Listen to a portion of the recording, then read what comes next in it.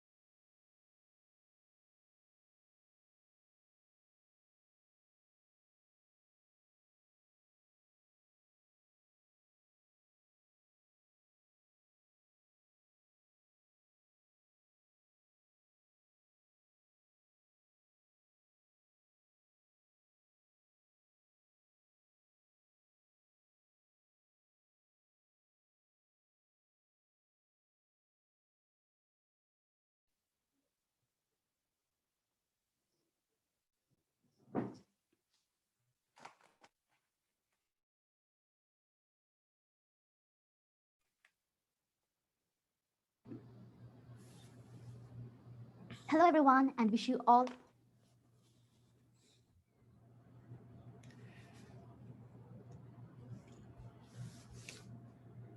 I think she went out.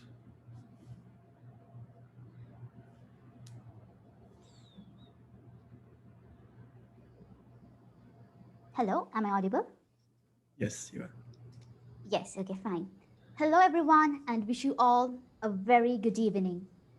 It's so warm to see such a great pool of audience today here with us, joining from different parts of the nation. And I take great pleasure in welcoming you all to our event today, Reawake, organized by the IEEE Industry Application Society in University of Ruhuna. What is Reawake? And what essence is this event going to provide you? Rewake is a webinar organized to educate and provide guidance to the undergraduates on how to upscale their career to a well recognized professional in the industry right from their days of undergraduate. We'll be speaking more about on topics like how to boost a career, foreign experience, internship, skills that are expected by the industry. But before all that, it's now high time to welcome the two panelists here with us today, who is going to share their knowledge and expertise regarding the topic how to upskill the career right from the undergraduate days to a well recognized professional in the industry. And what makes more special is that both of them are our very own proud products of Mother Ruhuna.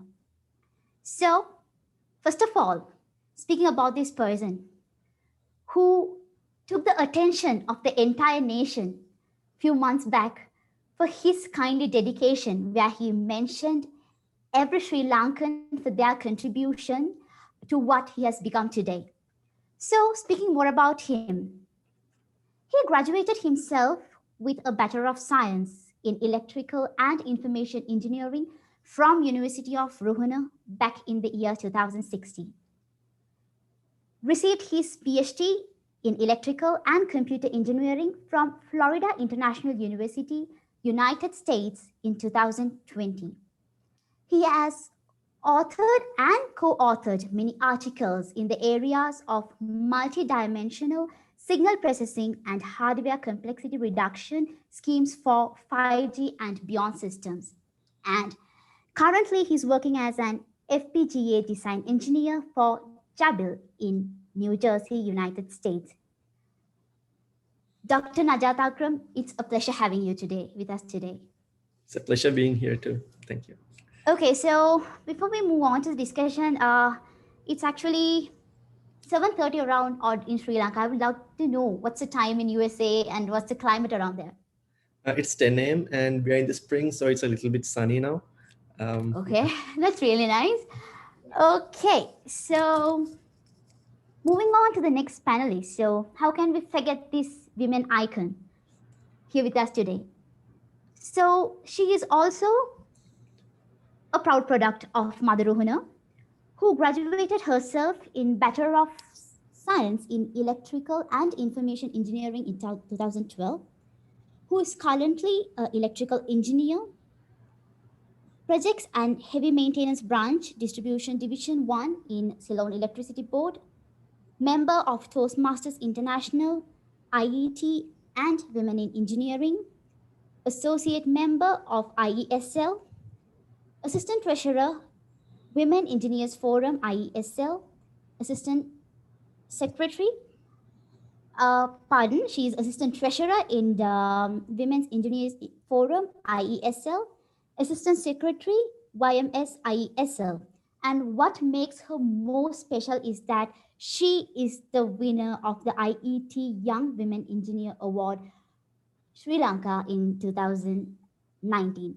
So it's a pleasure having you today with us, Ma'am Zara Maharoof. The pleasure is mine. Thank you for inviting. Okay, so now it's time to dive into the discussion today. So we'll be discussing more about how to upscale our career right from the days of a young undergraduate to a well-recognized professional. So starting off with Dr. Najat Akram, can you briefly explain about how your process and how your journey evolved right after your A levels and starting as an undergraduate and now where you have ended up? So can you explain how this process evolved? Okay. First of all, thanks for having me here. And so I'm from Gaul. My house is like 2 kilometers from the faculty. So I was born there, and I went to school in Gaul, Siridhamma College, and I did my levels there, and got selected to the university at Ruhuna.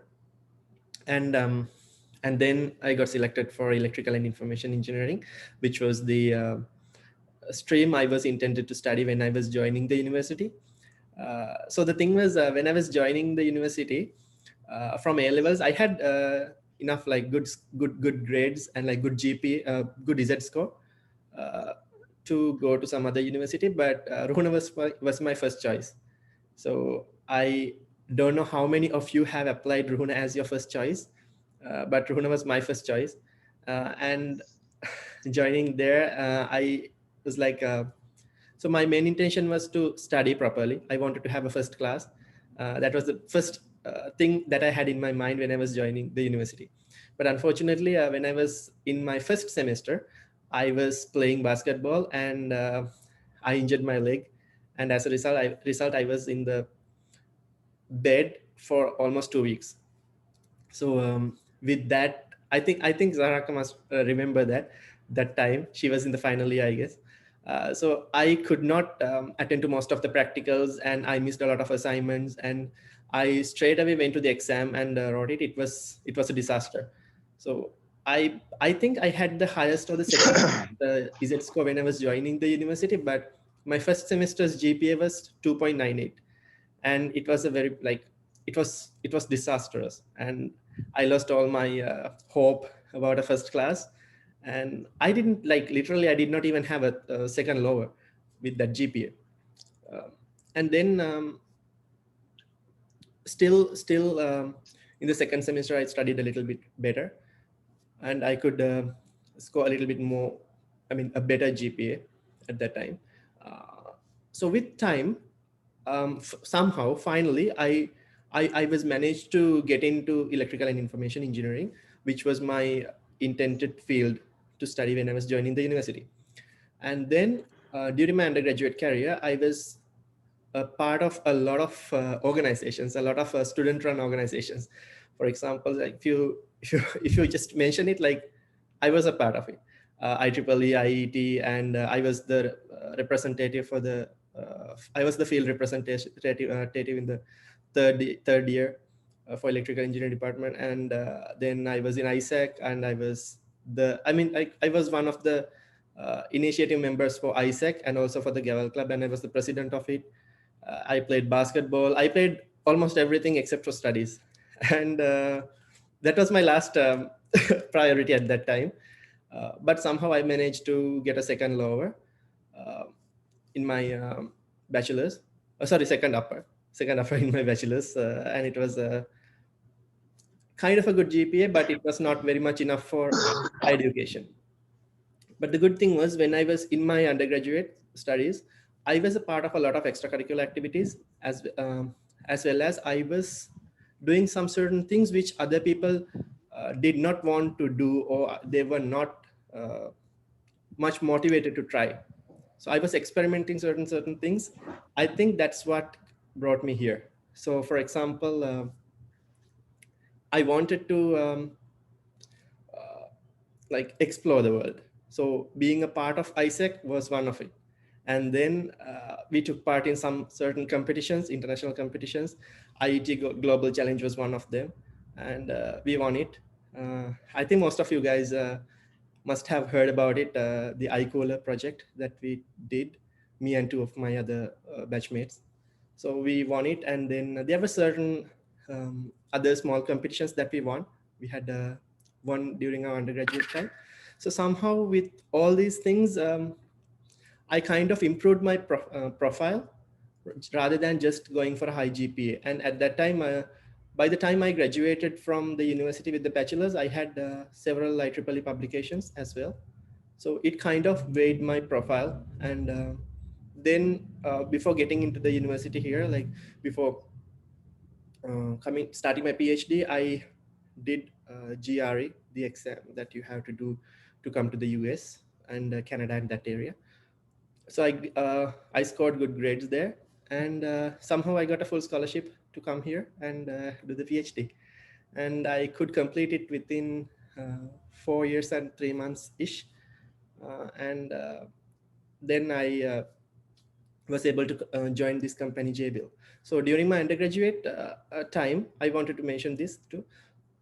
I was lucky to have two good internships. The first one was at SLT, and the second one was at Synopsys. That time it was called Atrenta Lanka Private Limited, and now it's called Synopsys. You must have heard about it. So I did my second internship there, and after starting the PhD, while I was doing that, I got the opportunity to work for MathWorks, the company which creates MATLAB, and I was there for 3 months as an intern. And I think with all those things, I could improve my profile because I wanted to become a professional, not an academic. I wanted to become a professional, but I wanted to have that academic qualification as well. So that I somehow managed to do that. Yeah. Okay, Dr. Nadia, that was so fresh hearing about your journey.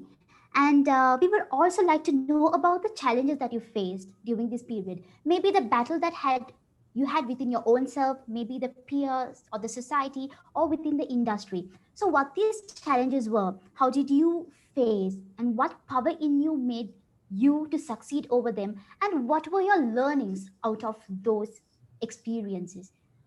I think all of them are excited to hear about that. So the first one was the GPA.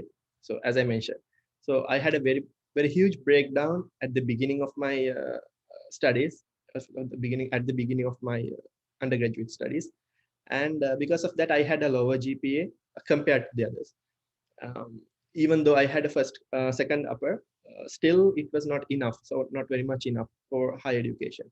So that was the first challenge I had to overcome. I had to face.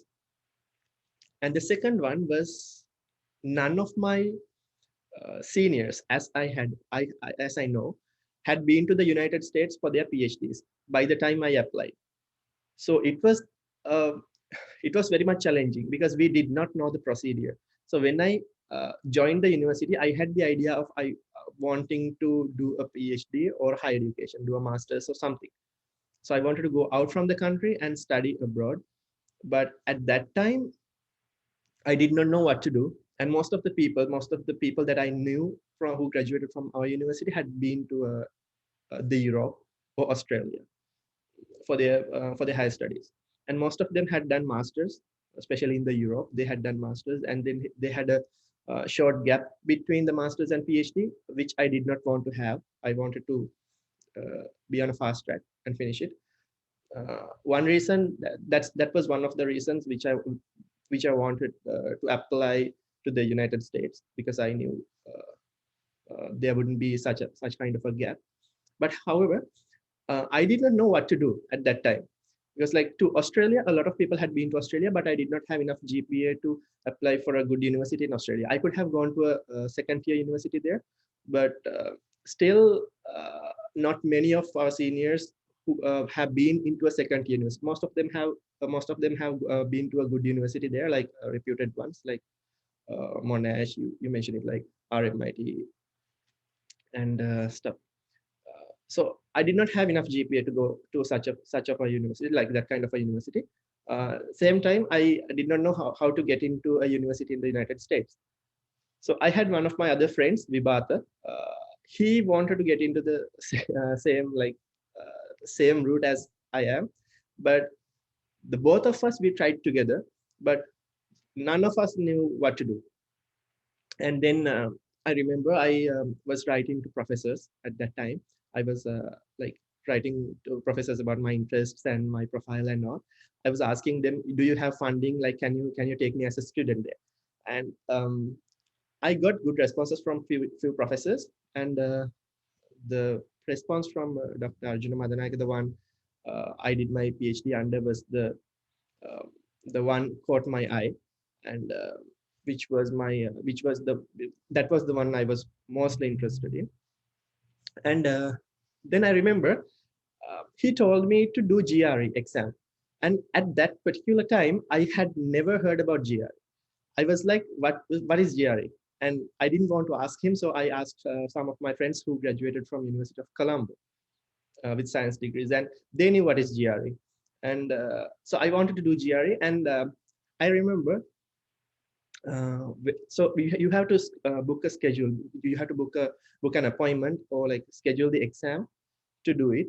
You can't just go and do it. So when I was searching for an appointment, the next available date was on Tuesday, as I remember. And by the Thursday of the last week, I hadn't even heard about GRE. So and after the Tuesday, there was no available slot until maybe like for another month or so. So the only option I had was to do it on Tuesday, and I had like 3 or 4 days to study for that exam. Luckily, my professor told me not to bother too much about the English part, just focus on the quantitative part. And I, I kind of prepared myself for that exam. Luckily, I got 170 out of 170 for the quantitative part, and that was the craziest exam I have ever done, because I did not know about that exam until that point, and I had to get over 90 percentile to get into that university, because anything less than 90 percentile would not allow me to get in. And if I couldn't make it the first time I faced the exam, I wouldn't be able to have another time for another month or two. And if I had to wait until that point, the opportunity would have been gone. So it was just take it all or leave it all a situation. And that was the second challenge I had to face. I think I could successfully face both of them in coming here, and then finding a job was not very much of a problem for me, especially like I was kind of lucky in both the scenarios. Like after my undergraduate, still even without applying for a job, I got a few good job opportunities from undergraduate studies, after the undergraduate studies, because most of the industrial professionals knew about me and like few other people that were working with us, and they kind of offered us jobs. And then after the PhD, I got my first job offer, like 3 months before the graduation. So finding a job was not very much of a challenge for me, at least. And but finding the PhD and getting into this position was the biggest challenge I faced. So that's how I hope. Okay, Dr. Najat, I think that your story is an inspiration to most of the undergrads gathered here today, because through your story we can understand that if there's a will, there's definitely a way. And to the ones out there who do not want to follow the constructed way of living, and I'm pretty sure that your story is definitely a great example for them to crowd out their own ones. And moving on to the second speaker, apologizing, ma'am, for pronouncing your name wrong earlier. So your question will be, how did you plan out your career journey? That is, was it a very concise plan, like right after your A-level days, or was it a very concise plan during your undergraduate days, or were you directed by the life opportunities to what you are here today? We would love to hear your story. Very good question. So I'm used to my name being mispronounced, so no worries about that. Sometimes even people call me Mr. Marzuk. That's okay. As long as, anyway, so it's a good question. So when I was, child, I was like very active. I had a lot of extracurricular activities under my, lineup. I was more like into extracurricular, but suddenly during my O-levels, my mother fell sick. She was not well. She had a small heart problem, and after that, I had to give up like most of my activities, extra activities, and her only wish was that I study well and get through to a university, whatever the university. Truth be told, none of my like relatives, even my family, my parents, they didn't, they didn't think that I will get into engineering. That was the truth. But somehow, mathematics was my like strong feat. I was very good at mathematics because I didn't have to, do anything. Whatever the thing that the sirs will give me, even during all levels, I will quickly solve it, and I just had time to kill. Even during the university, the math subjects, most of the time I will complete the paper within 1 hour and give it and go leave the room, examination room. That was my specialty. So thanks to maths, actually my results are A, B, C. A for mathematics, combined mathematics, B for physics, B for chemistry, C for physics. So I am like a lucky person to get into university. Maybe my B was close to A or something like that. Somehow I didn't plan to go for engineering. That was the truth. However, I was district 91 and I got selected to University of Ruhuna. I had applied anyway. When you apply all the opportunities now. So I applied for MPR, M Moratua first, Peradeni Ruhuna, and then after that IT at Moratua, so on. So like I'm a person. I go with like my gut instinct. I feel like okay, I will try this. If it doesn't fall onto the top branch, at least it will fall onto the branch at the bottom. So that's my policy. So I applied and I got into Ruhuna. And will you believe me, my mother didn't like me to send to Ruhuna because she thought that it's very far away and I can't send my only daughter that far. Especially there are stories about Ruhuna. And then somehow my grandfather and my brother was able to convince her, and I got the hostel luckily 4 years, because the distance between the university and my home is 240 kilometers. So I was lucky enough to be in the hostel for all 4 years. And I'm very different from Najat when it came to like doing the extracurricular activities, because when I stopped doing the activities at that point during my O levels, I didn't continue. I was like maybe a bookworm and introvert during university time. I wasn't very much involved in activities, except once I sang in the Padura. That's all I think for me. But then when I passed out, I had the second upper. Truth be told, I didn't think that I will get selected to CEB even. I just got a job offer from one aircraft aviation education institute as a visiting lecturer. So the next day after I passed out, like I passed out on 13 January, 15 January, I started working. I didn't plan much. This is the truth. I didn't plan much, but I had that belief in me that nothing is going to go wrong with me. I will always be all right. Whatever the thing that comes, I will, bat well. Whatever the ball that is thrown in my way, I will bat well. But I did had some like hopes to do higher studies. Anyway, I couldn't because my parents, like, they are very conservative, traditional Muslims. They wanted me to like be in Sri Lanka, get married, settle down. So accordingly, I got married very soon after passing out in 2014, and Najat came to my wedding as well. So, but the turning point in my life is actually the failure of my marriage. So I'm telling you this because I'm not ashamed of anything. That was the turning point of my life.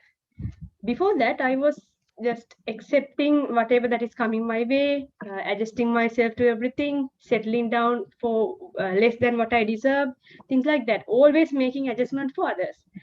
But then at that point, when it failed, it like it was like a wake up call for me. It's a realist trap. So whatever that you do to please others, it doesn't, benefit you in the long run. You have to do what you like, what you want. So all of a sudden, I started doing the things I liked again, like getting involved in social activities like the IESL all of a sudden. And then after joining to the Puttalam district center of IESL, I did a lot of activities in the vicinity of Puttalam, especially to the rural school children, all-level seminars, things like that. And I helped a lot of like poor children. When there was a group who did O-level seminars in Tamil, and I found the funds for them from all over the island from my friends and gave to them.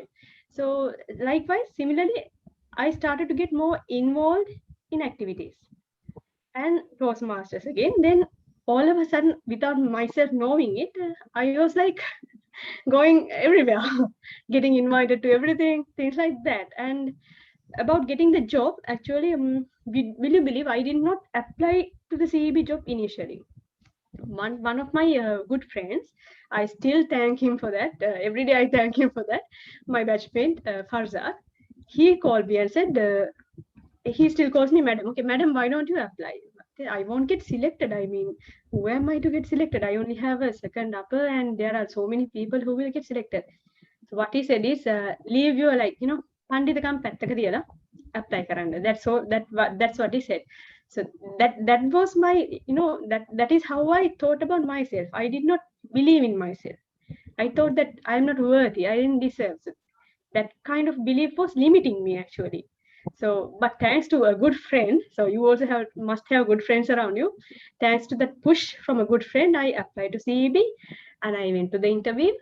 And I have a very happy-go-lucky nature, so I talked with the interviewees in a very like relaxed manner. So they were asking very queer questions even, but I faced it confidently, creatively, and to my surprise, I received the appointment letter. And after going on to the induction training, actually, it was a 10 weeks training. At the end of it, they asked us, where do you like to work? So I had like options like I could work in an office environment, or I could go to the like in industry or a site somewhere that is very challenging. So I heard a lot about Lakwicha power plant and Noracholi during that time. It was all over the papers, like Noracholi always break down. There are like fights between engineers, politics, things like that. So I wanted to go there. I wanted something challenging. So I asked for that. And even one person I remember said, why do you want to go to Noracholi? But the then general manager, he was Mr. I don't remember his name, Mr. Mohidin. He said, okay, if you want to go to work in Noracholi, but remember, they will try to put you in a flower pot and keep you in a room. Don't let that happen to you. That means actually he said is what he meant, underlying meaning was, as ladies, sometimes we are like, forced to do the housekeeping work, the report writing work, or the things that are limited to the offices. What he said was, don't let that happen to yourself. Try to fight and go to the field as much as possible. So that advice, I actually kept it close to my heart. I'm just sharing it with you, paying it forward. You keep that, ladies especially, keep that advice in your mind. Don't let anyone keep you in a flower pot and keep you in a room. So if someone is going to do that, convince them gently. You don't have to fight, but you can convince them by showing that you can do more than that. By doing it and show it. There's no need to fight or quarrel, but you can do and show it silently. Then they will build up the trust about you. That is how I joined CEB, and suddenly I got the chance to apply for the IET Young Women Engineer. Again, I did not apply, but one of my friends called me and forced me to apply. That's the true story again. So what I'm telling you is that what I have learned from those two incidents is you have to believe in yourself. Sometimes you think that you are not worthy, you are less than others, and that you don't, deserve that thing. But go for it. Believe in yourself. Always think that you deserve more, you deserve better, you can do it. So it doesn't take much courage to do that. Sometimes just taking the step, even though you are afraid, just take the step and do it. I hope you got the message. Yes, definitely, ma'am. I mean, like, it was so inspiring. I was like, hearing you was like, watching a movie that was so much ups and downs and but a lot of color. So, I'm pretty sure all the audience here, like, will be really proud of the message that you gave them, because, no matter what people tell us, we know our worth and we know our purpose. So, so if we have a need, if we have some striking need in us, so rather convincing everyone, we should go for that. So, thank you for that very powerful message you laid in this platform. And talking about your present career, is this what you dreamed of? Are you really settled? Are you really happy? Or what are your plans future ahead? So for the time being, actually, I'm a little bit like settled down and like planted in a place, just because one thing is the situation in the country because of the COVID. Second thing is I'm a little bit focusing on my son's education. So I have a son. He's 5.5 years old and he's in grade one. So he's just starting his like pathing education. So I wanted to like lay the foundation strongly, and then yes, now presently the position I'm working is like not 100% the most satisfying position, but at the end of the day I know that I'm doing something for the country. So no matter how much challenging it is, how much difficulty it is, or how many problems that I encounter, I keep it in my mind that I'm working for the country. I'm paying back because I studied from the tax money of the people of this country, so I am paying back. I still, even though it's COVID and everything, I go to work. I don't work from home. I have gone to work. I still go to work. I believe that as long as I am taking the necessary precautions and I am doing a good job, a good service to the country, nothing is going to happen to me. That's my belief. But I do have a dream to be an entrepreneur. So currently, I'm a very much busy with my son's work and everything. But I do have that interest to start my own business. So it's a seed planted in my mind deep down. But I know that someday I will do that. Okay, ma'am. So I think it was a pleasure having you. And when it comes to this particular question that you opened up a lot about your plans, and from our end, we wish you all the very best for that little seed that is planted in your mind. I really pray that it grows into a very large tree soon. So moving on to Dr. Najat, we would like to know what was your drive to, work in a foreign culture, and how do you experience it? Is it because of your personal interest, or because you wanted to, because as you said that you're a very adventurous person, you wanted to explore a new culture, or is it because of the opportunities that are available? So we would like to know what is your drive in experiencing a foreign culture when it comes to your profession.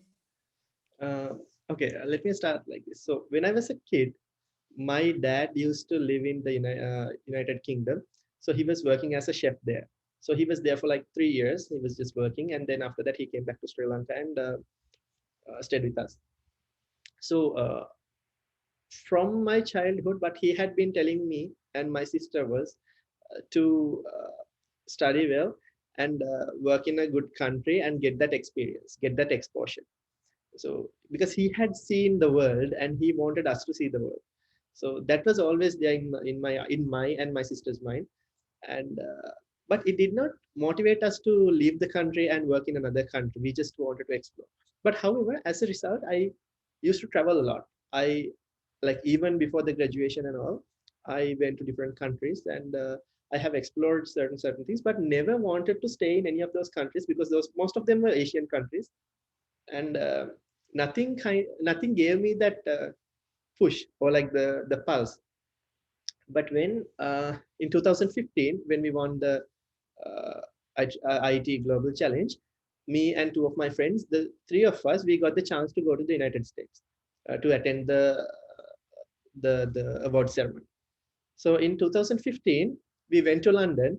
We were living there. We stayed in London for like 2 weeks, and in those the ceremony was there for only one night, but for 13 days we explored the city.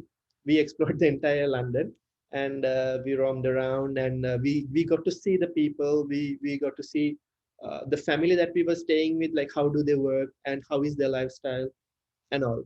It was a little bit congested, London city, and the houses they were living in were like kind of small. But what caught our eyes was the discipline the people had, the way they behave, the way they respect each other. So that is something that we would hardly experience in Sri Lanka. So we kind of like the way people behaved and the quality of life and the class of the people. That would be the first thing I would say. And as a result, so like all three of us wanted to study, but the third guy, Tanura, he did not uh, go out right away because he had some responsibilities towards his family.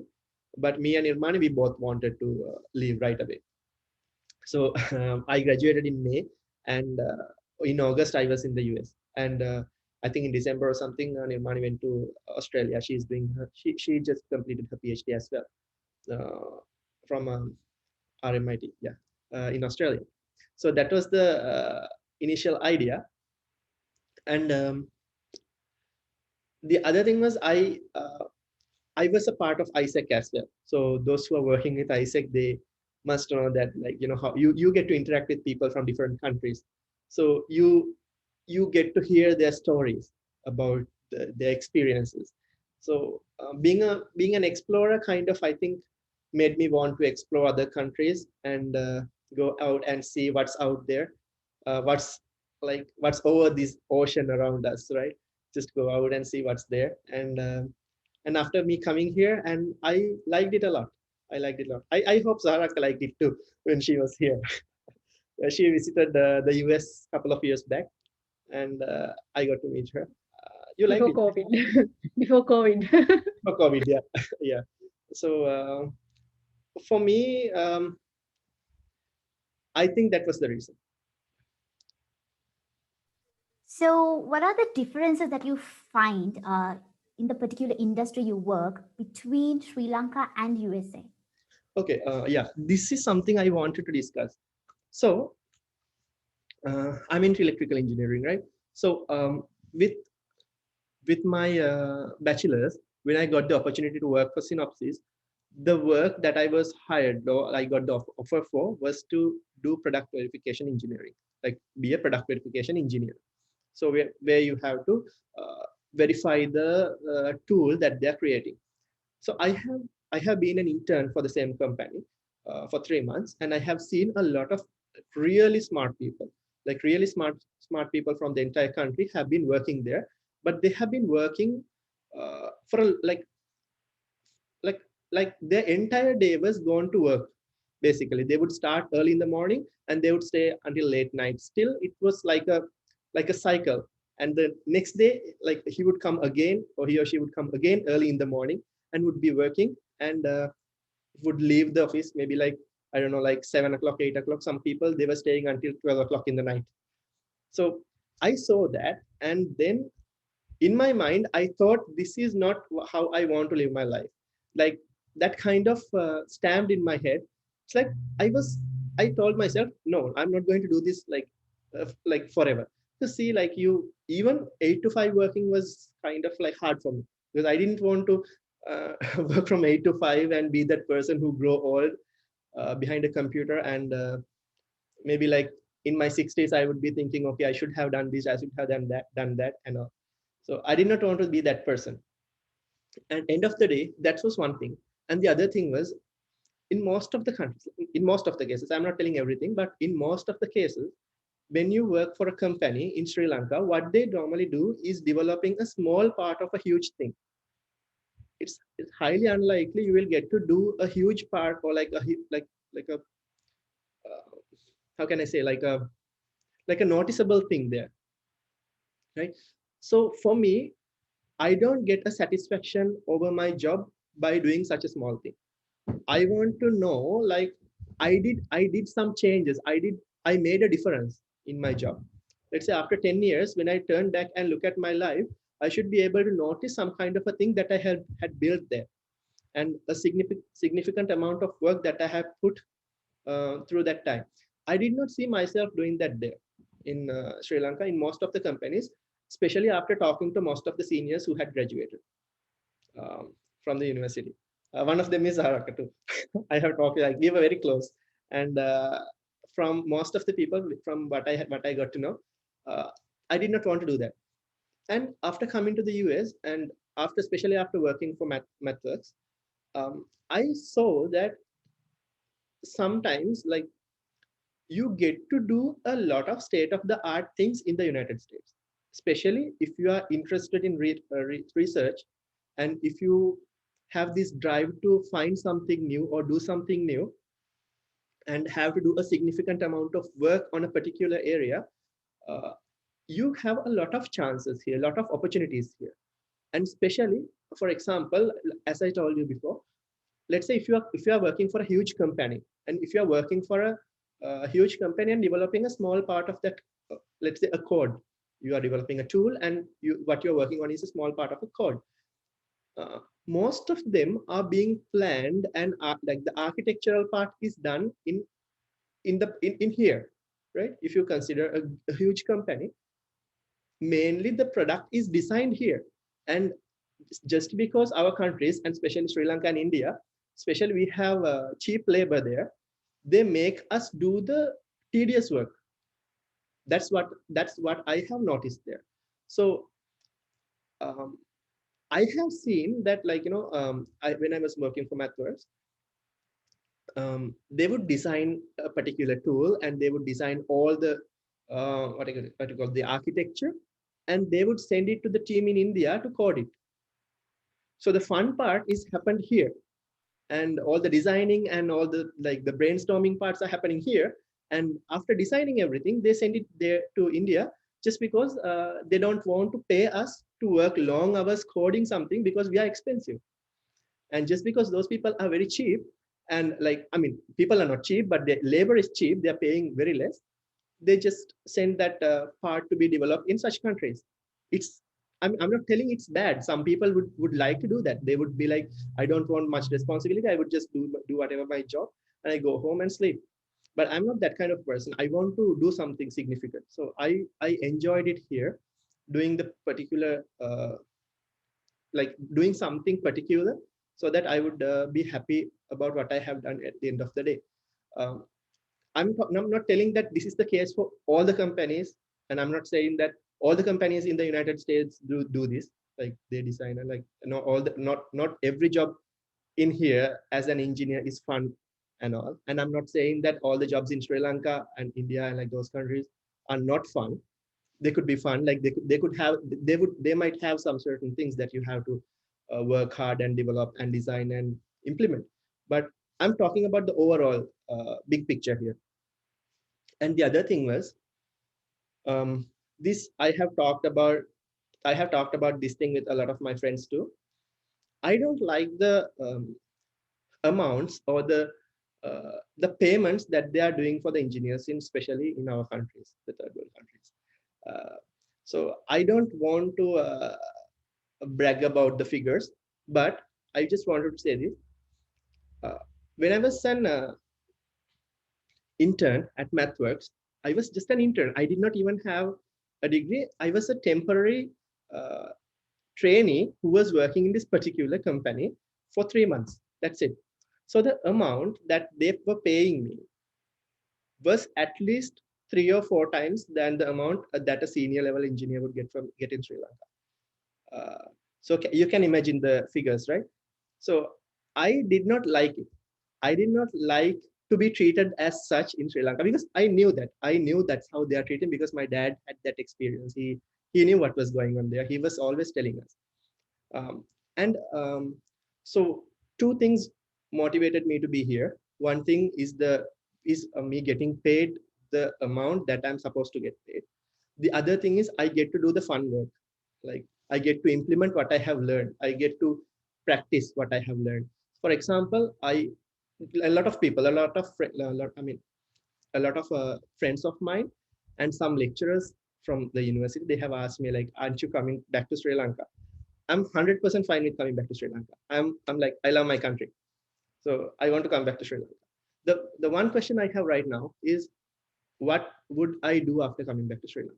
So my specialization is multidimensional signal processing, and I design RF systems, 5G networks, 5G architectures, and all. So if I come back to Sri Lanka, what would I do? Do we have enough job opportunities? Like, do we actually do, like, at least do that here? Like, especially if you consider a telecommunication engineer, what they would do in Sri Lanka most of the times is, like, they would take a system which was designed in another country and put it there. That assembling part, or just like fixing those things, can be done by an, like, I mean, a technician could do, right? So mostly we are doing a senior level technician's work as an engineer. So I think our talents are being wasted, because in Sri Lanka we have a very competitive education system. The cream of the cream would get selected to engineering, and like 99% of the engineers who are being produced in Sri Lanka are like extremely smart. And like, if you send the engineers through the same filter, like through the same filter as we are being filtered in Sri Lanka, the level of engineers who are getting selected to engineering, at least 50% or 60% of the engineers who are getting selected to engineering are supposed to be in Ivy League universities in the US. Like, if you consider MIT, Harvard, Cornell, Columbia, like, the level of their brains are most like at least, like, we have competitive people who can we have people who can be competitive with those people. Our people are smart, but we are getting paid less, and we are not being treated as them. We are just being treated as some slaves who are supposed to be just coding behind a computer, or like do some technician's work. So I did not like that. So I believe, like, by being a professional in such a country, like in a country which treats engineers or the professionals as professionals, is what made me want to stay here.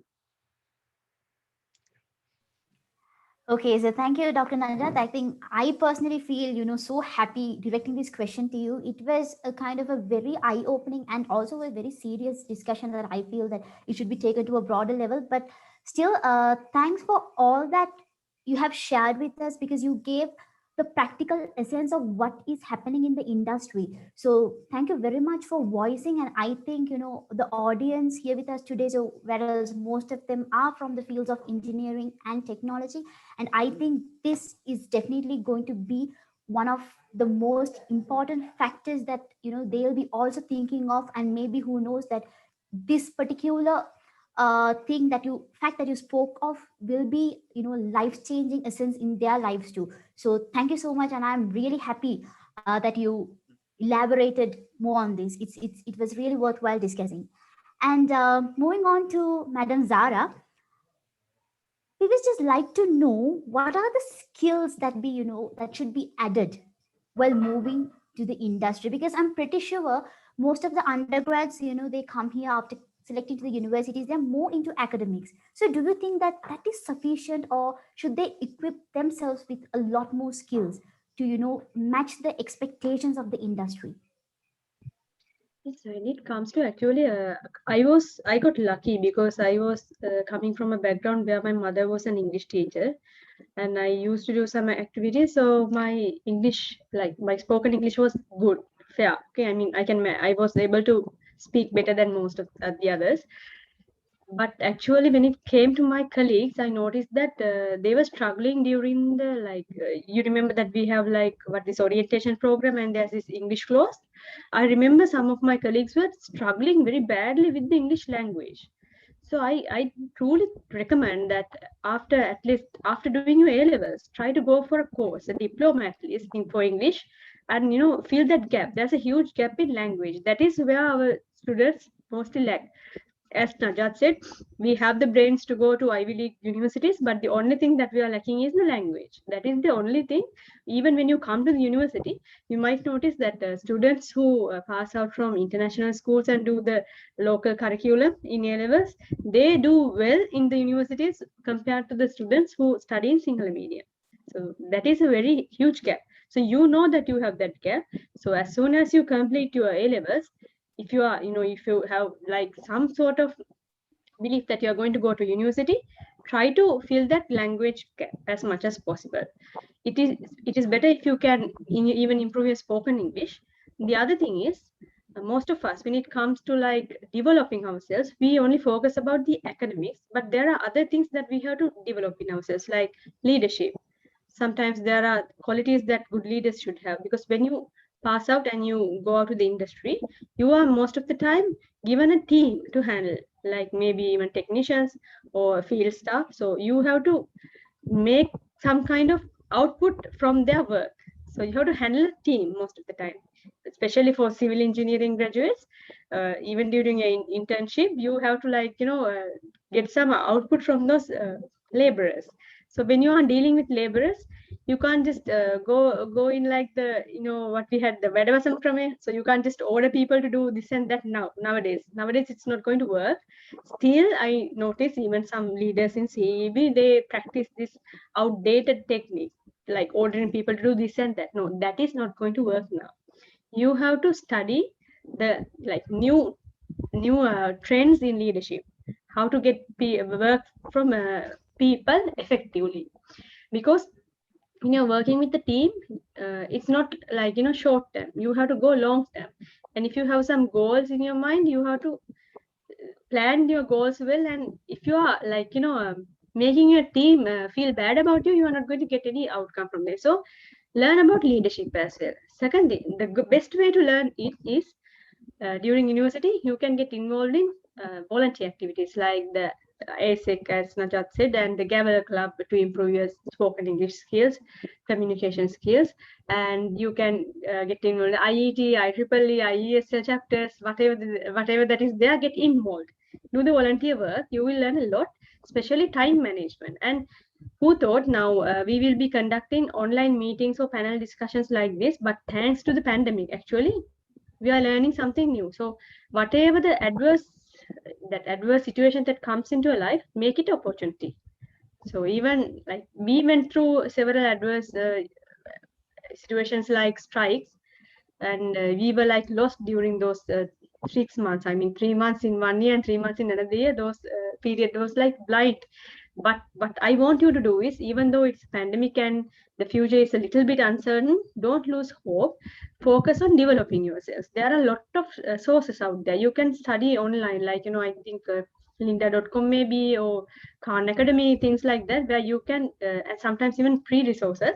Sometimes that where and how to get the resources. And even when it comes to research, I think the shortcuts where to get those things. So focus on developing your skills. If you can, just like Dr. Najat did, and he had shared with you, try to write to like journals. It might be something simple, but don't think that you don't have it in you. You have that talent. Try to write and develop that skill, because that is something I lack. I haven't published or only one paper, except that I haven't published much. But if you can add that to your profile by the time you pass out, that's going to add a huge value to your CV. And the other thing is, of course, yes, CV. So don't think that your CV is not important. Please work on it, because I see a lot of people share with me their CVs, even people who have passed out in our university, maybe in the 15th batch, 16th batch, still they reach me and ask for advice, and I see a lot of errors in their CVs. Even like, for example, the word career. The spelling is CAREER. Most of the time they misspell it as career, CARRIER. So it's a total different meaning. So simple things like that might, make a negative mark in your career. So focus on the things like where you can develop yourself. Mostly like communication, leadership, and if you are lacking something, work on it. Like simply identify the gap. So where you are, where do you want to go, what do you need to do for that, and plan. If it can be achieved within like 1 week, work for it 1 month or 1 year. Sometimes break it at smaller steps and somehow achieve it. I know very well that if you have done A levels in Sri Lanka and got into a university, state university, the rest of it is nothing. You just have to put some effort. Thank you so much, ma'am, on that, because through your speech, like what we learned is probably, so if we have a gap between us, like we should not wait for anyone to come and point us, we should figure out by our own self and start working on that. And especially thank you for, touching topics like leadership, communication, time management, because even I've been in a lot of webinars, but it's very few, speak about these skills. So like, thanks for that insightful note. And the next question for you will be, women in engineering. So like when I was preparing for the webinar, I just went through your LinkedIn profile, and something so inspiring that I saw was like in one of your testimonial videos when you won the IET Young Women Engineer in 2019, where you told, this is not victory, this is an opportunity where I see a lot of young women should into this industry which is male dominated. So I would really love to know your message to all the women out there, regardless of engineering or whatever the industry is, because Sri Lanka still we see that women are backwards. So you being in the front line, what would you like to tell them? Frankly, not backwards. If you see, recently they removed the appointed DIG from the position. So that sort of mentality is still there in majority of Sri Lankan men.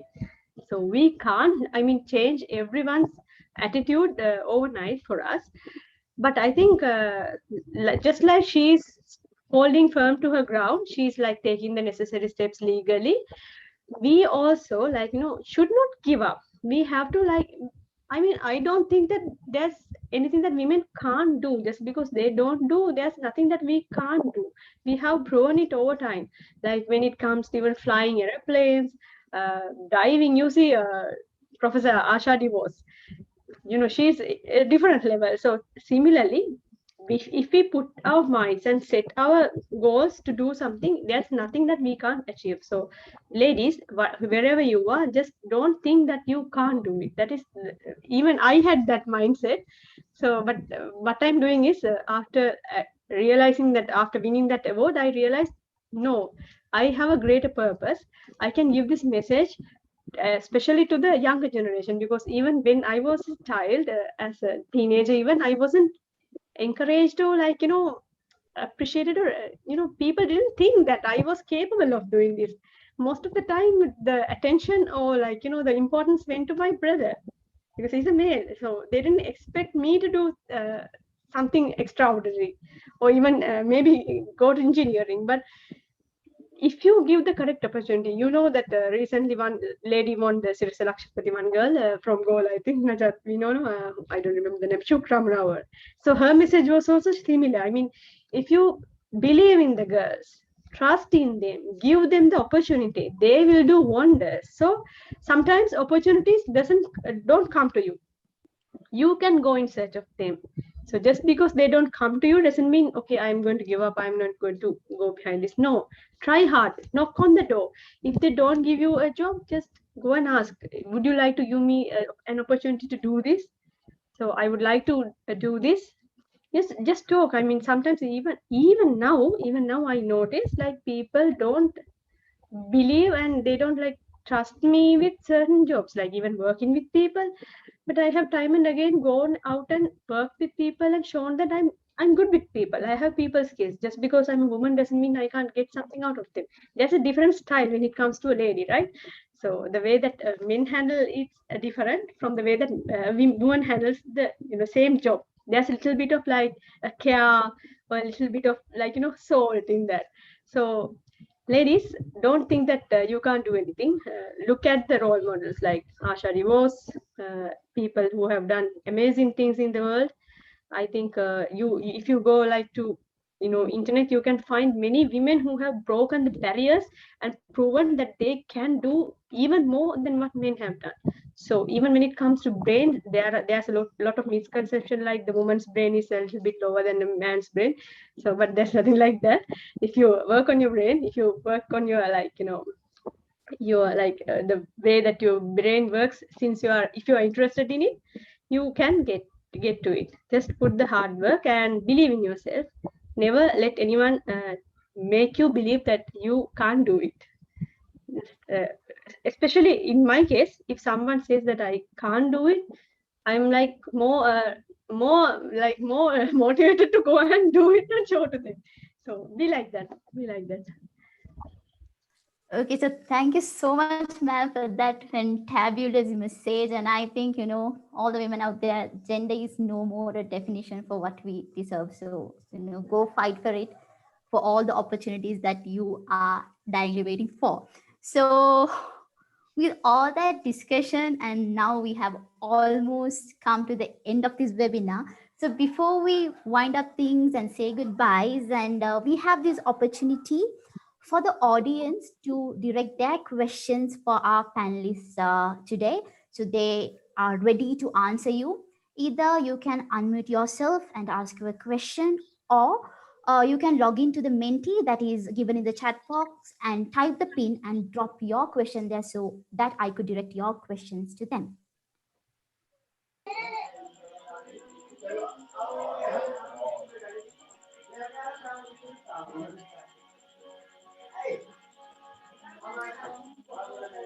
So yes, we here.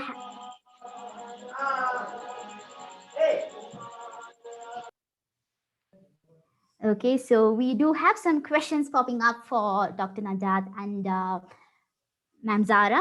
So yes, this question is a common question to both of you.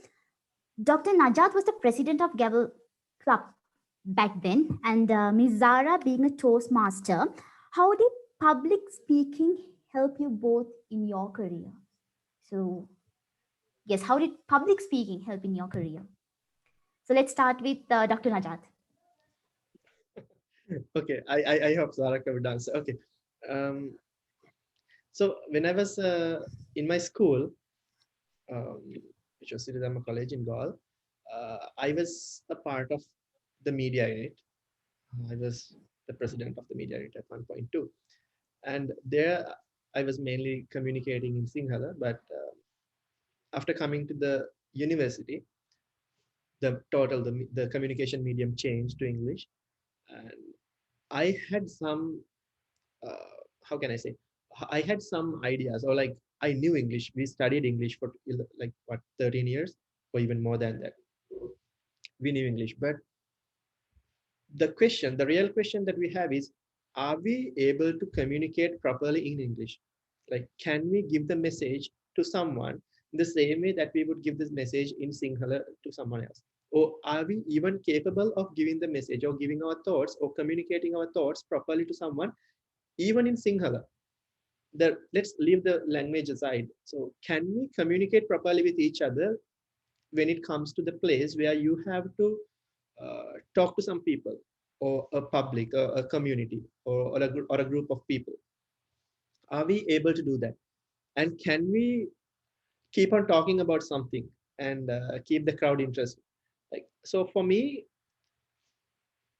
regarding just because I had some experience with the media unit in school, I kind of had the experience of doing that, but in a total different language, it was not the best.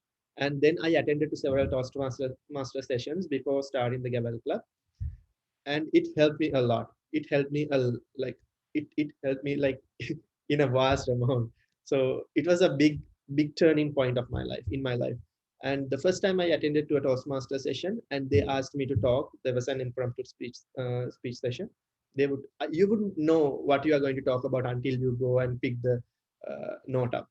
And so I like it was in Gaul, and me and my friend we went there together, and then they gave us uh, the notes, like you can put the lot up, and then I open it up. I don't remember the exact topic with what I had there, but it was crazy because I wasn't prepared, and I just took the challenge, just wanting to face it. But I didn't have that experience, and somehow I managed to talk. And there were a lot of us and oohs and everything there. The counter gave a good report there, and that kind of made me want to come to the university and start the Gavel Club. And it gave me a lot of uh, experience, especially when how you should talk to a person, like how would you talk to a group of people, and how do you do a presentation properly, and how do you face an interview, especially in the case of interviews. Like uh, so in my life I have especially for job interviews I have faced, I think, mm, two, three, four job interviews uh, throughout my life, and out of three I have got the job.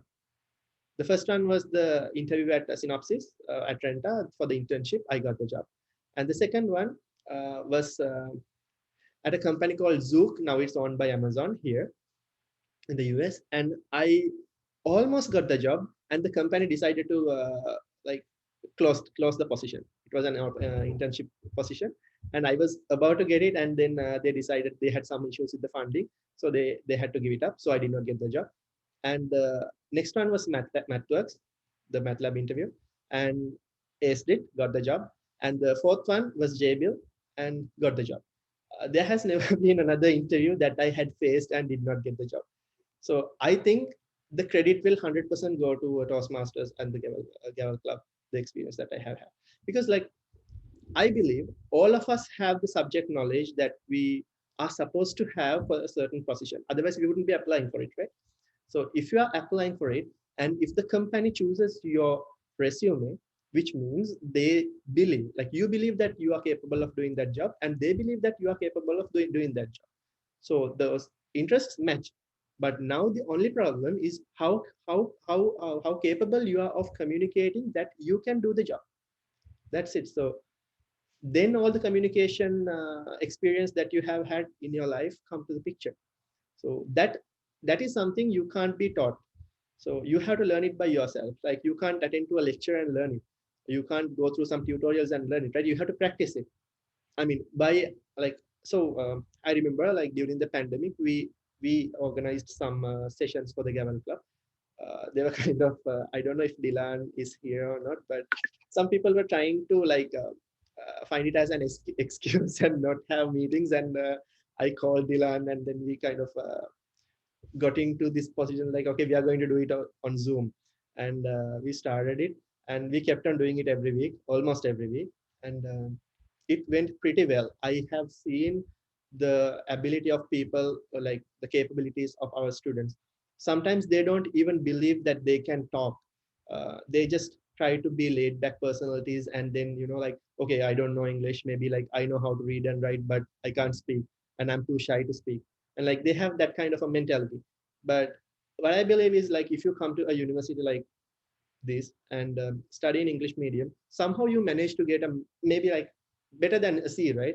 So you get some kind of a grade, which means you know something, you know the alphabet, you know some grammar, like you know some words, at least 10,000 words. So why can't you put them together and talk?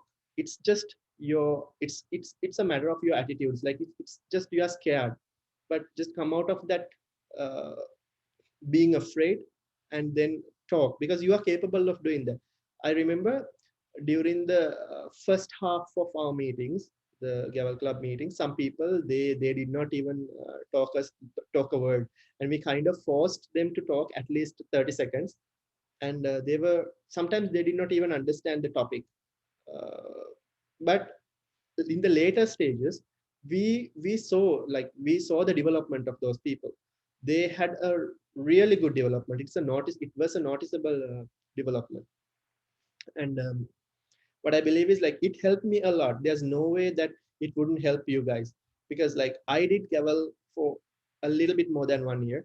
I was a part of the past part of Toastmasters for maybe like few months, and started Gavel Club, and we practiced it for like around 1 year. So altogether, maybe my experience was around 1.5 years to maximum 2 years.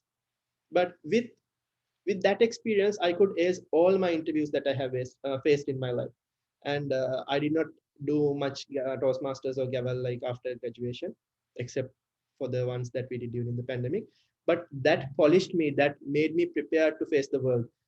And I did not study English after my whatever, like 11 grade 11 or something. I don't remember staying in the class for during my A-level time for English period, never. And but I somehow come to I somehow was able to come to the US and managed to do a PhD and talk to native English speakers, and was able to convince them to give me jobs. And I was able to work with them and be here for 5 years. And if I was able to do that with the experience that I gained from Gavel and Toastmasters, there's no way you couldn't do that. I think you should be able to do it. Like that's so true, Dr. Najat. And thank you for making this fact a fact, because it's through communication we tell out, like what we can do. Unless we don't have that, no matter what skills we possess, we cannot attract the employment opportunity. So thanks on that. And ma'am, what about you? How has Yeah, public yeah, speaking actually, yes, contributed in your yes. career?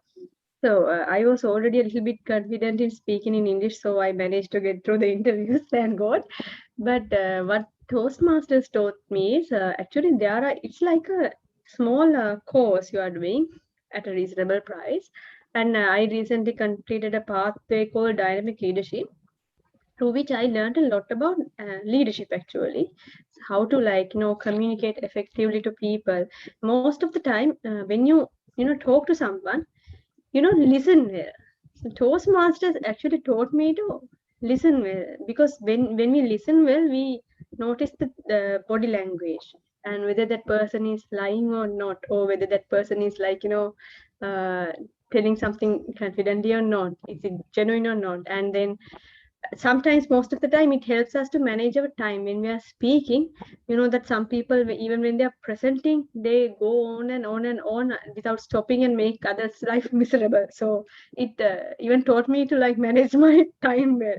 So even when I do a presentation, I know that how effective it is going to be without including too many letters. Most of the time it will be pictures, and when you are telling something, there are uh, interesting ways to tell it, like including humor. So rather than telling it just like it is, if you tell a personal story or include some humor, it becomes more interesting. Small tips like that you can learn through Toastmasters, and it comes from your practice. It can't be you can't read a book and just implement it.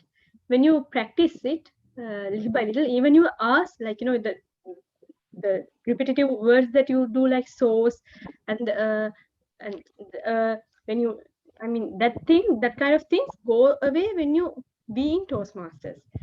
Even though you do it, it's not very frequent. People can't see that. It's disturbing when you include a lot of us or source or then, and actually it gives you confidence through practice. Like you have heard that practice makes perfect, just like that. So the more you practice the skill, the more fluent you become in it, and you become good time managers and listeners. So that is the advantage I gain from Toastmasters. Hello, am I audible?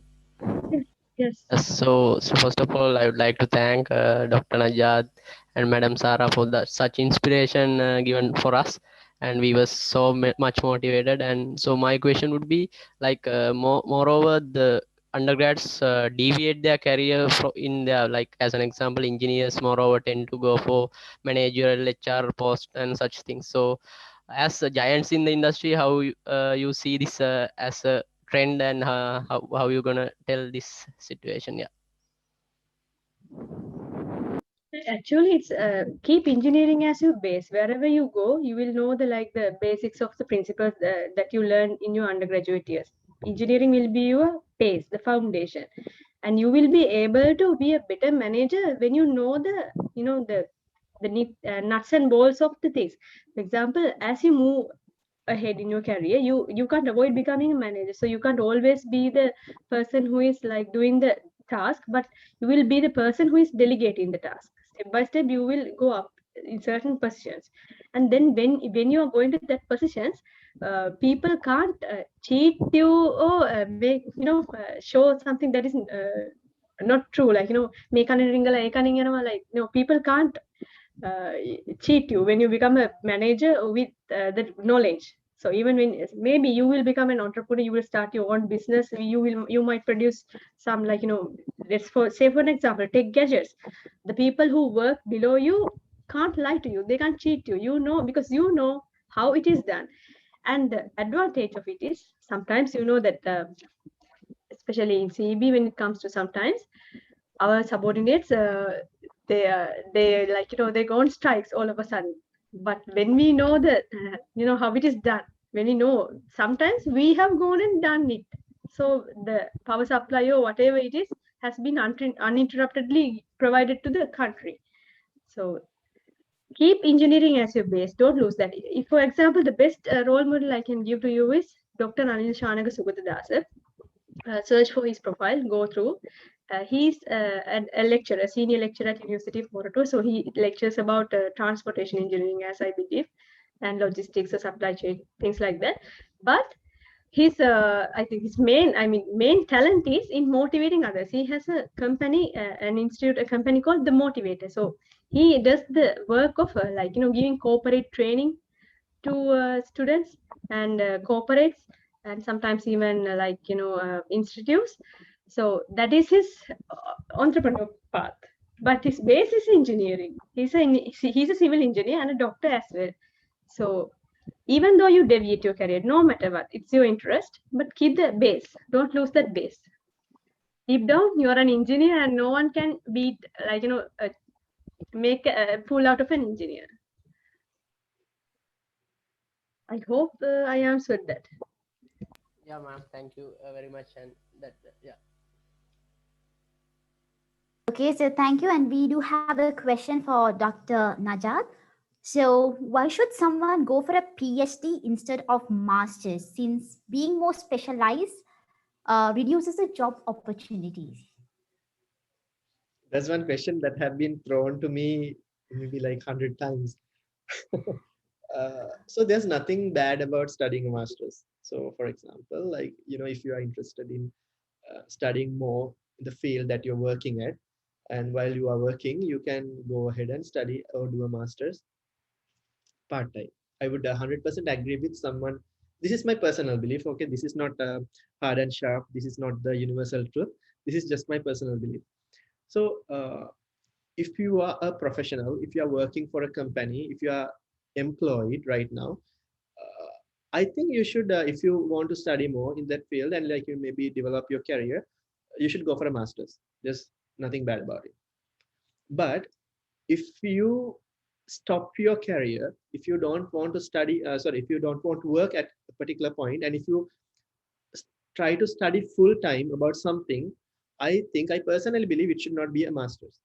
Because like, say like, a master's program is going to be mostly 2 years program, maximum 2 years. I know people who have completed that within 1 year.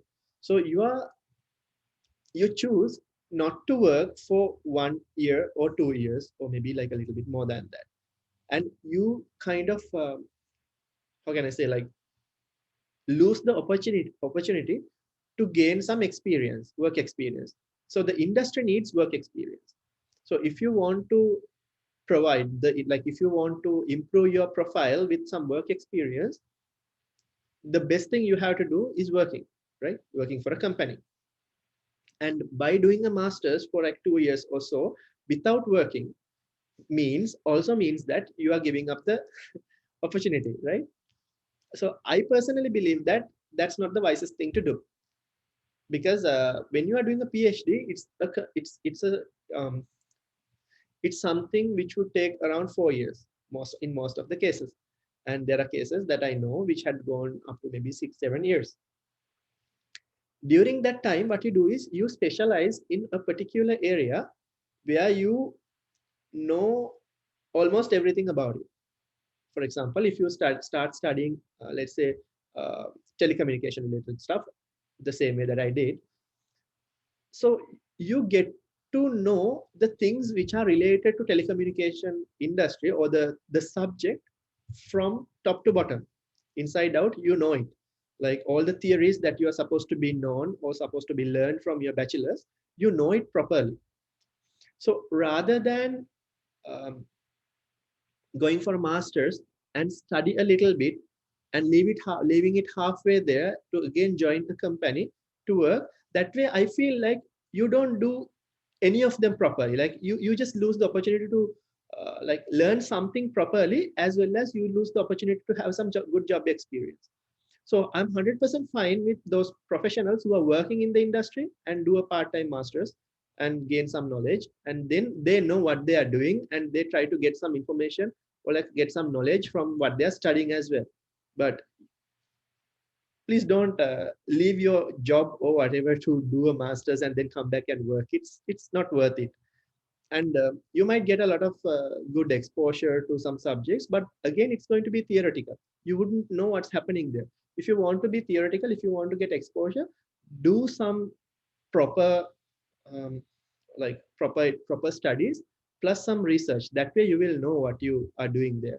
And for example, especially if you are coming to a country, like if you are going outside from Sri Lanka, and if you want to study abroad, in most of the cases, especially in the US, you wouldn't get a scholarship to study masters, because in the US, how the system works is there are projects which are being funded by the US government or the US military or some particular companies, and those projects need people to work on, and those are going to be research projects, and they want PhD students, like let's say 3 or 4 PhD students work on that particular project, and some master students to be worked there too. And it is normally taken by, the responsibility is taken by a professor, associate professor, or a full professor. Sometimes in even assistant professors would do.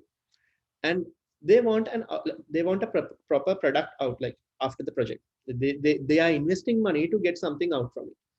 So if a master student join there and complete his master's in 1.5 years or 2 years maximum, the project will not be done. Like it will be there halfway, right? So who is there to finish the project? But when a PhD student join, like he would he would be there for a longer period of time, and he would have enough time to complete the project. He will be there from the beginning to the end. And because of that, those professors, most of the times, they are interested in recruiting PhD students who would stay there for a longer period of time and who would work more. And as a result, PhDs have more funding than as compared to masters. And that's another reason. So if you want to especially come to the US, the best way to do a PhD than a master, and that way you will get a full scholarship in most of the cases. Plus, uh, if even if you are doing it in some other country, uh, if you are interested in having a taught masters or like studying some theoretical course content, just do it with your work and do it, because like you need some hands-on experience either as your job or as some research. That's what I think. And one more thing, so you like, yeah, I agree with the point that you might lose some opportunities because you have studied more about something, and you have specialized about something, right? Same applies to like marriage also when it comes to girls when you study too much. So I have a question to Dr. Ajat, if you don't mind. Is PhD hard? Is it hard? How hard is it? Can we manage? Yes, you can, because like if I have managed, anyone could manage, right? Because it's hard. I should tell you, it's hard. I mean, there have been times that you were like, I don't want to do this anymore. I'm going to give it up. But that's how life is, right? I mean, even the engineering degree that we have been doing was hard. It it was something new, and you get to do something totally new to you, and you study something new, and you have a problem to solve which no one else in the world has ever solved before. And you are solving some problem, but to solve that problem, you have all the information that you required from your bachelor's and from the books, from other people's work, and your supervisor is there, and you get all the inputs. But the processing part has to be done by yourself. So if you think that you can manage it, you would be able to do it. And especially, I think anyone who graduated from a university, like a state university in Sri Lanka, maybe even with a second lower or something, would be able to manage it. Like, the thing is, you have to focus on it, and obviously you will lose some opportunities to work because you are specialized in some particular area. But the thing is, if you get a job in that particular area, the payments or the salaries would be really high. It would be, I would say, like at least twice of the salary that an undergraduate would get paid. So it's worth it. And you study the area that you like, and you will get to work in that particular area which you like, and you will get paid a lot. So isn't that what we all want? Yes, Dr. Najat, thank you so much on that. I think this is one of the most repetitively asked question, and thanks for your informative answer. I think, most of them would have got a clear idea between the differences that arise in the opportunities between PhD and masters. Actually, we have a lot of questions popping up. Like, this is something unusual with regard to the other webinars. Hello? Hello. Am I Yes. audible? Yes. Hello? So my question is that we know that most engineering undergraduates are have assigned by we know the IEEE, IAS, WIE, IEEE organizations. So not in Sri Lanka, but also in the world, many students are attending seminars. And can you explain? I mean, I have seen some, I mean, career development, I mean, careers that developed by IEEE and IEET. So as like many entrepreneurs and many leading persons. I mean, uh, can you explain in Sri Lankan context? There are some people telling that with IEEE, IEET, I mean, it's like let's say the motivation that driven by other countries are not like in Sri Lanka. I mean, in other countries, I mean, in Europe, in USA, the motivation is really high in that career. But in Sri Lankan content, some are arguing that's not. So did they say? Why are they saying that? I mean, is there a reason? I mean, in Sri Lankan content, some believes that because of the third world country and because of the less resources, they can achieve that. I had some answers. While I attending to some few foreign webinars, I heard some talks like countries like Bangladesh, Sri Lanka, Afghanistan, Pakistan. They said that in these countries the resource persons are there, but because of that technology, they can't achieve. I mean, is that true? That's what I'm asking. It's actually Dr. Najat and also both resource person that question asked. Yeah, I think technology also plays a major part. Like, when even in our organization, when you take a look at the equipment that are used, like, and the techniques that are used for like basically maintenance or condition monitoring of the electrical devices, and sometimes even when it comes to the material that we use. I mean, the other countries, Europe especially, they go with the standards, they go with the latest products, even when it comes simply like let's take a earthing system, like a earthing grid. When it comes to that, they go with the highest possible standards and the best tools and the best equipment and the best like raw material.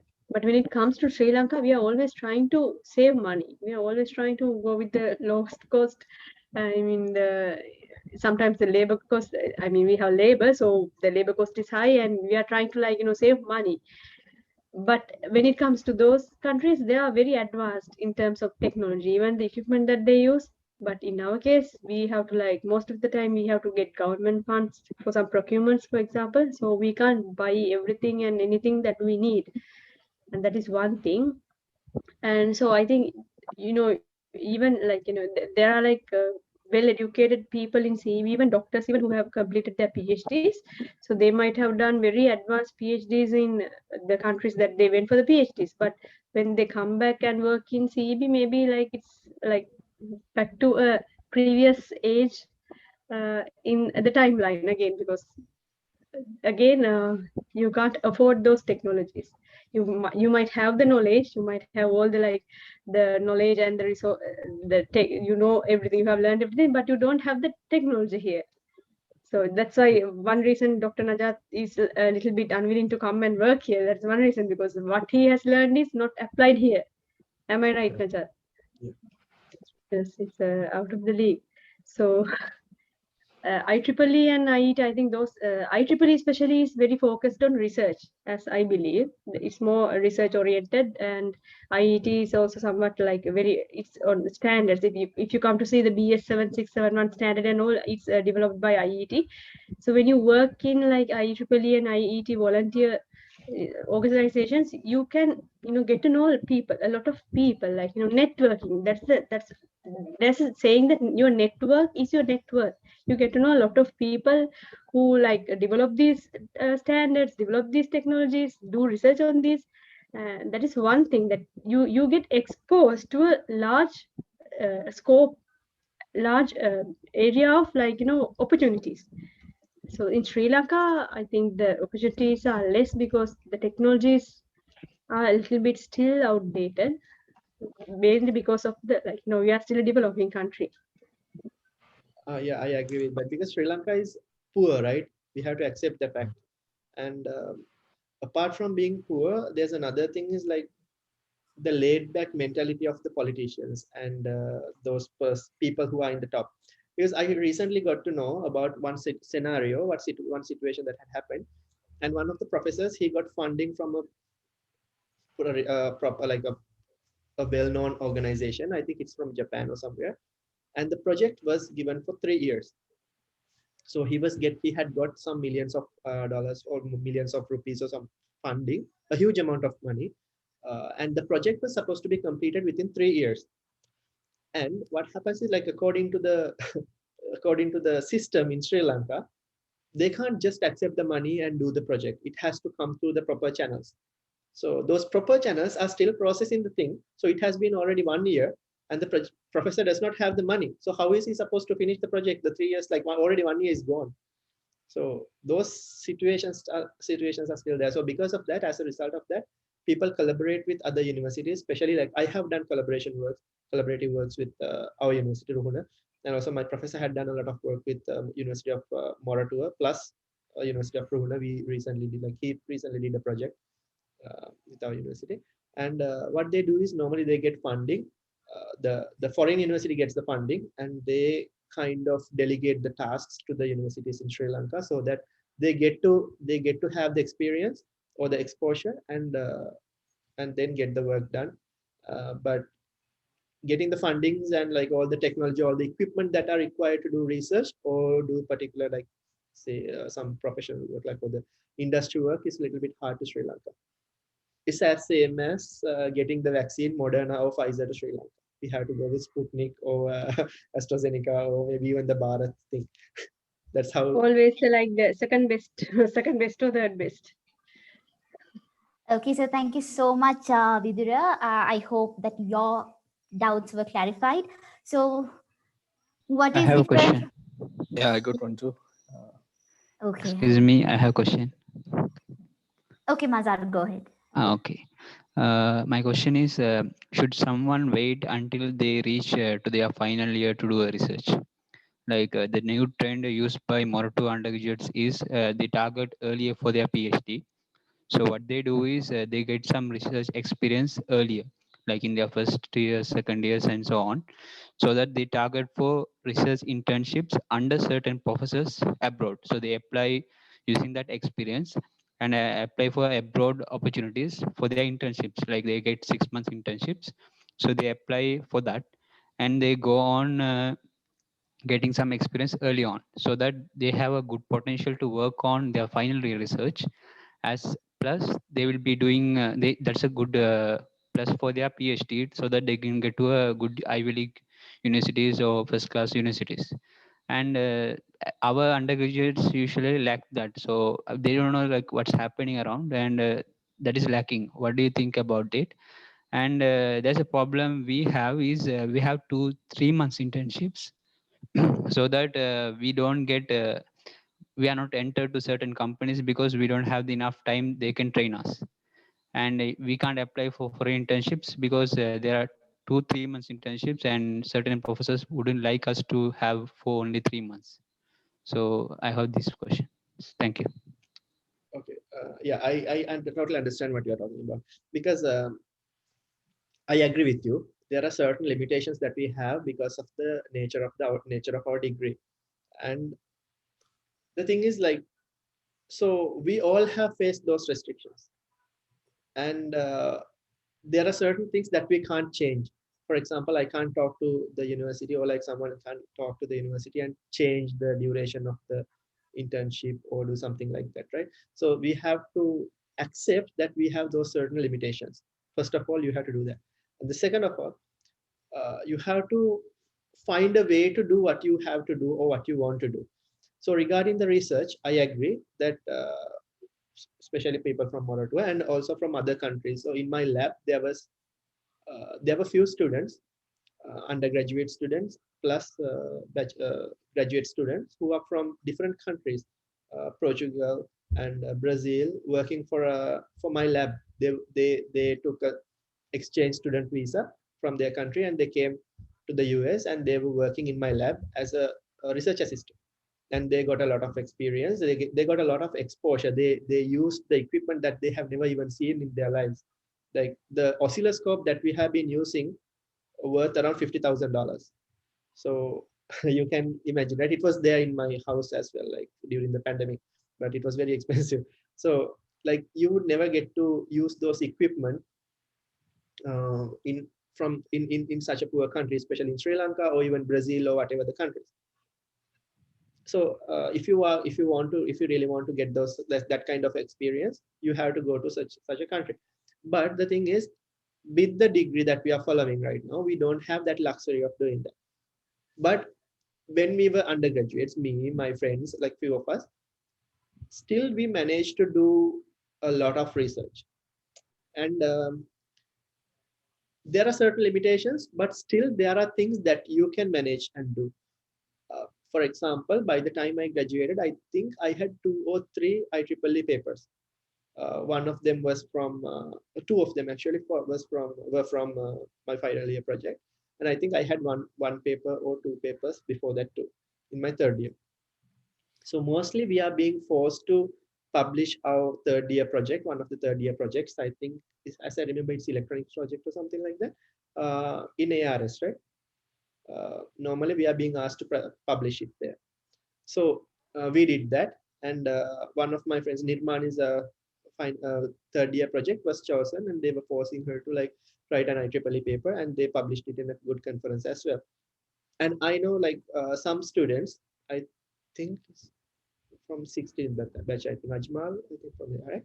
So so he was in the final. He was in the first year when I was in the final year. I remember he came to me and asked me a lot of questions when I was in the final year, and somehow he managed to collaborate with a lot of people in other countries and be a part of their research. So he would work with them and do a small part of their research and get the experience and publish some papers. That way he was able to. I think he's a member of the staff now, I think, right? Ajmal, or he had already left the country, and then he got a good PhD opportunity as well because he had a lot of experience. Yeah, he left to do a PhD in RMIT in Australia. Oh yeah, QU or something, yeah. So so I remember like when he was in the bachelor's, like when he was an undergraduate, he used to come to me and ask me a lot of questions, like you wouldn't believe. He always had a question. So and I remember like even after my graduation, he kept contacting me a lot, and then like he did a lot of publications, like a lot, with and he had a lot of collaborations with people, and then he competed in a lot of competitions as well. And the thing is, he was following the same degree as well. So he had the same limited amount of time.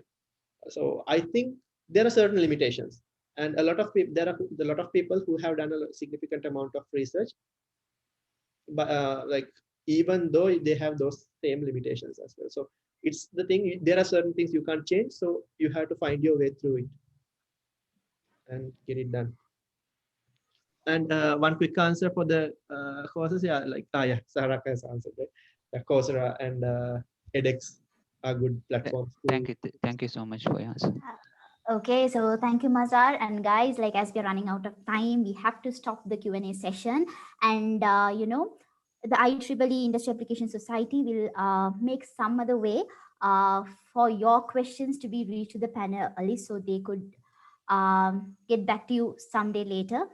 So due to the time restrictions, we have to end the webinar and say goodbye to each other. So before we wind up, I would like to take this opportunity to thank the OC members of IEEE Industry Application Society for putting up this wonderful webinar, because I think apart from being informative and insightful, this is a very inspirational session. I'm pretty sure all of us would have ever attended.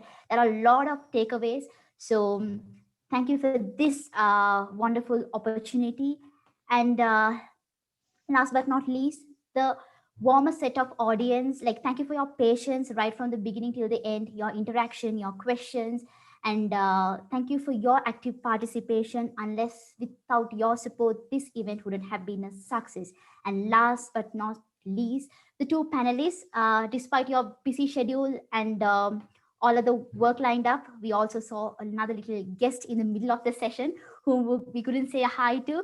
So with all that, thank you for putting up and thank you for sharing your expertise and knowledge for the next set of talented undergraduates who are ready to enter the workforce. So, and also on behalf of all who are gathered here, we would like to extend our wishes to Dr. Najat and also Ms. Zara for all your future endeavors. Stay blessed and God bless. And before we sign out, there's this one note: wherever you are, no matter what part of the country or what part of the world, be responsible. We are facing a very adverse time in our nation. So make sure that you follow all the safety protocols so you save yourself and also a community around. So be responsible, be safe. Good night. Have a great evening. Well moderated, Tanya. Well done. It was a pleasure being Thank here. you so much. Thank you Yeah, so much, ma'am. It was yeah, a pleasure You did a moderating great all. job. You did a great job. Thank I you just so much. one small thing. I noted it down, and I did not get the opportunity to say that. Like one thing from Zaharaka's talk. So, like she was telling that. So we are doing something for the country. That's true. Like so, but I have one thing to add to it.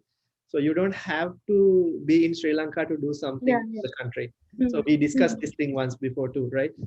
So there are certain people who I know who are Sri Lankans and who are living outside the country and working for companies or places outside the country, and they are still doing a lot to their country. So you Just don't like have Dr. to, Ajad. So he's coming all the way from USA to motivate and guide you guys. So even that itself is a huge service. right now for the country. Yeah, thank you. And right now for the country, the best you can do is contributing financially. And Yes. I believe the best you can do for the country, especially financially, you can do from outside the country. Whatever the, like even the single dollar that you are sending from outside the country is going to help the country. So that's another way of paying off the debt that you have for the free education. So just keep it in mind. So you don't have to feel very much guilty about leaving the country because you are contributing the country. Just like sometimes you know your capabilities, you have capabilities, but if you are staying in the same place in the same country, you might be wasting your capabilities, your talents, and it will not bring any good for you or your country. So sometimes you just have to go out and do whatever you can from there, and that would serve the country better, much better. And it's not valid for everyone. There are some certain people who have more responsibilities and more attachments to the country, and there are some people who want to leave the country and who like so people have their different mindsets, different ways of doing the same thing. So regardless, Intention. intentions, This yeah, is the the different intention. intentions. So the intention matters. So if you if you want to leave the country or like, do study abroad, do something for the country from outside, there are certain ways. And if you want to stay in the country, there are other ways too. So if you want to know anything like else, or like need help with finding a scholarship, or like to know like to help with your research or whatnot, just contact either of us. We would be available for you guys like anytime you want. Yeah, it's a pleasure to help you and pleasure being here. And thanks for the moderator. It was a good job. Thank you. Thank you so much, Dr. Najat and Nizara. I think that is the best takeaway that I take out of this webinar. And once again, it was a pleasure having you. And thank you for joining and inspire more of the young talent that is yet to come. So with having all that said, goodbye, everyone, and God bless you and stay safe. Stay safe. God bless.